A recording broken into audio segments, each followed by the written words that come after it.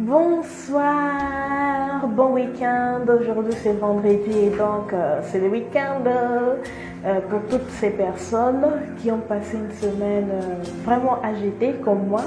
Je vous souhaite un très bon week-end et puis un week-end rempli de repos. Oui, parce qu'il faut profiter, n'est-ce pas?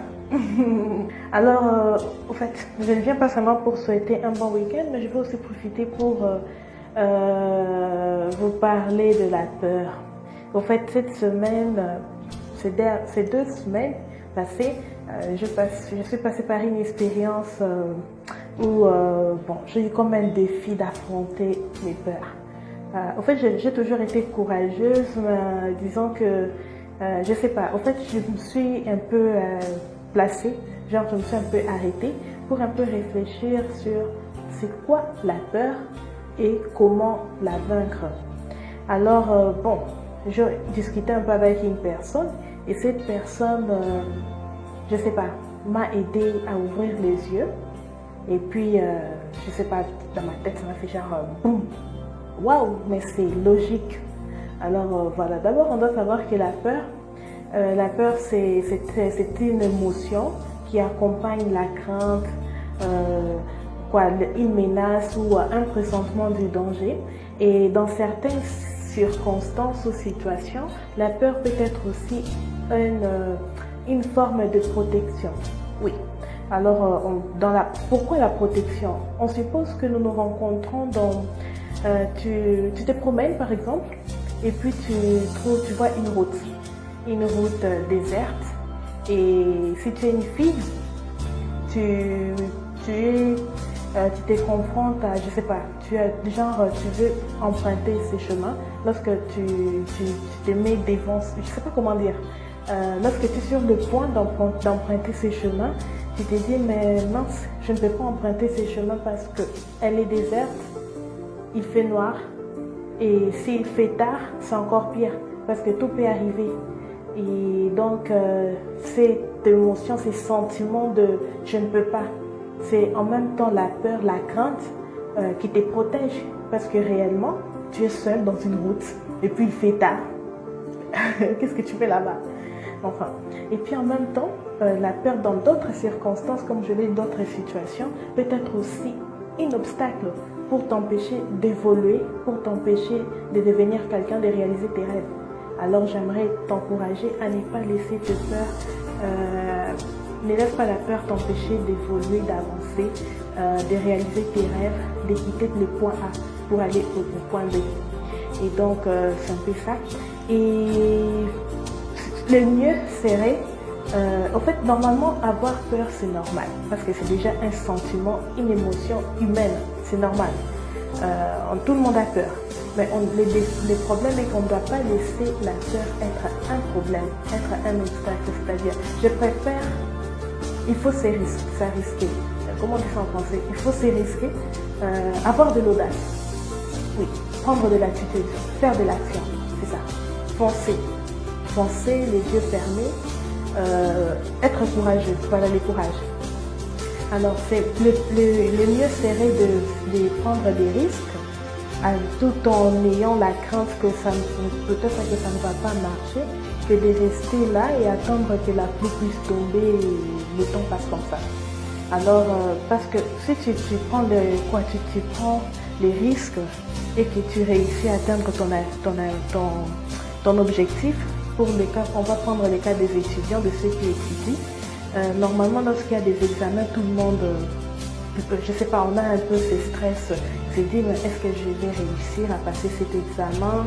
Est-ce que je vais réussir à passer ces stages et tout? Et puis bon, tu as peur, tu te poses des questions, tu stresses, mais tu prends des risques. Et après, au final, tu te rends compte, tu te dis, waouh, je n'arrive pas à croire que j'ai réussi.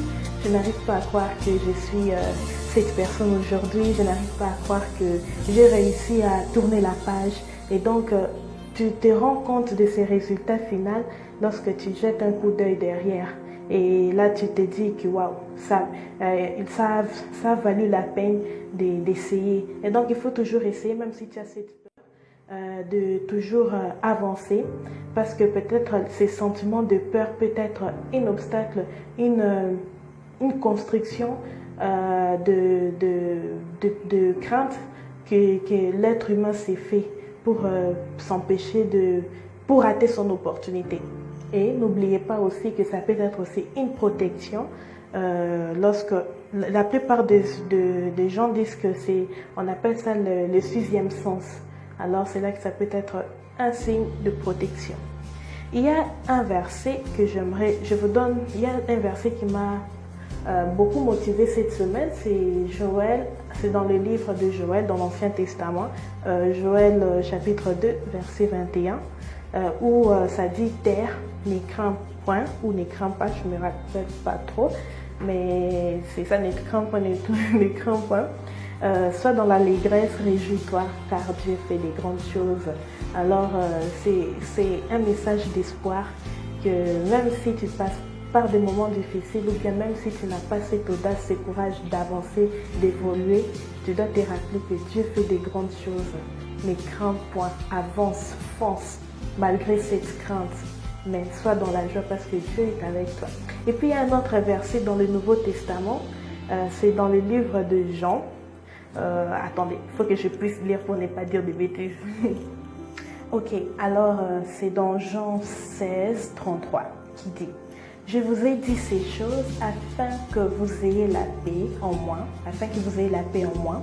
Vous aurez des tribulations dans le monde, mais prenez courage, j'ai vaincu le monde. » Encore une phrase de motivation, et en plus pas n'importe quelle phrase, une phrase biblique. Un verset biblique et nous savons que la parole de Dieu est puissante et puis que Dieu ne ment pas dans sa parole et sa parole est vivante. Et donc, une phrase, je préférais prendre ces deux versets pour vous motiver et je vous conseille d'avoir la foi dans la parole de Dieu parce qu'elle est efficace, elle a agi en moi. C'est pour cela que j'ai eu cette inspiration de partager avec vous cette expérience. J'avais peur et pendant que j'avais mes craintes, j'ai commencé à lire la Bible. En fait, moi, quand je stresse un peu, j'entre dans la présence de Dieu, c'est-à-dire je lis la Bible, j'écoute des chansons, je prie. Alors là, vraiment, je m'approche de Dieu.